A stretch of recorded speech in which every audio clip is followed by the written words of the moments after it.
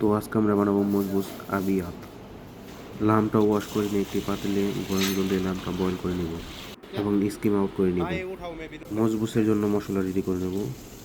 পেঁয়াজ slice, mix মশলা, black pepper powder, ধনিয়ার গুঁড়া এবং জিরার গুঁড়া এবং হোলি স্পাইসেসের মধ্যে দারচিনি দেব, এলাচ দেব, লবঙ্গ এবং তেজপাতা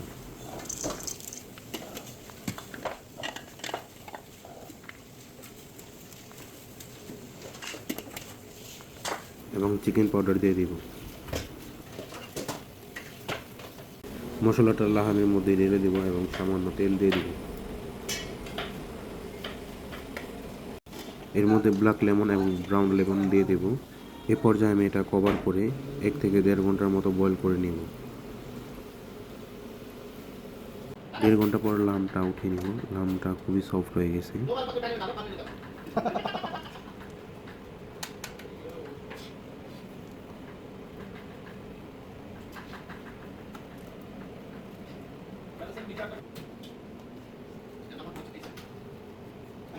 লামটার উপর ঘি বা বাটার ব্রাশ করে নেব।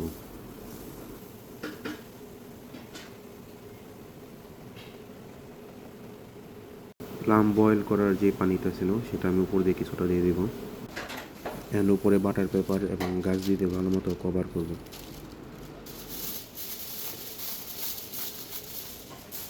কভার করা হয়ে গেলে আমি এটি 1 ঘন্টার জন্য ওভেনে বেক করে নিব 380 ডিগ্রিতে। অন্যদিকে আমি যে লাম বয়েল করছিলাম সেই পানিটার মধ্যে চাল ঢেলে দেব।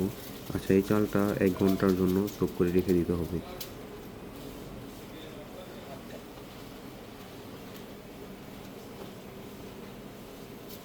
এখানে এটা কভার করে 70% মতো আমি কুক করে নেব। 70% কুক করা হয়ে গেলে আমি এর উপরে কিছু গ্রিন চিলি এবং কিছু সুইট চিলি এবং রেড চিলি দিয়ে দেব।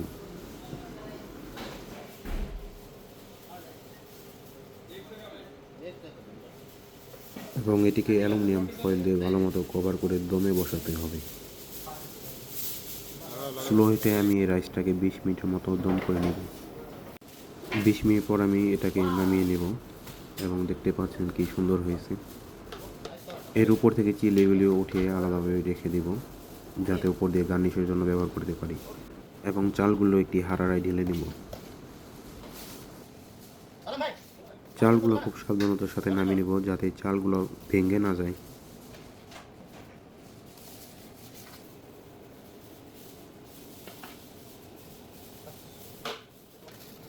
অন্যদিকে আমার লাহামটা রেডি হয়ে গেছে, এটা নামিয়ে নেব।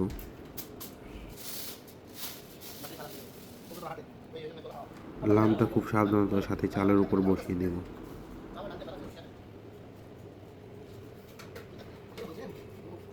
এবং ধীরে ধীরে বাকি লাহামের পিসগুলো সাইড দিয়ে সাজিয়ে নেব।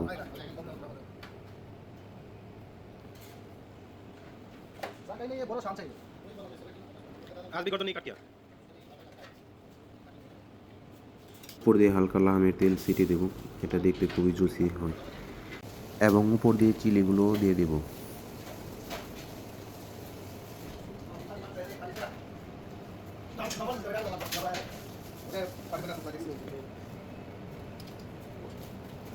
আমার মজবুস আবিয়াত রেডি। Please subscribe.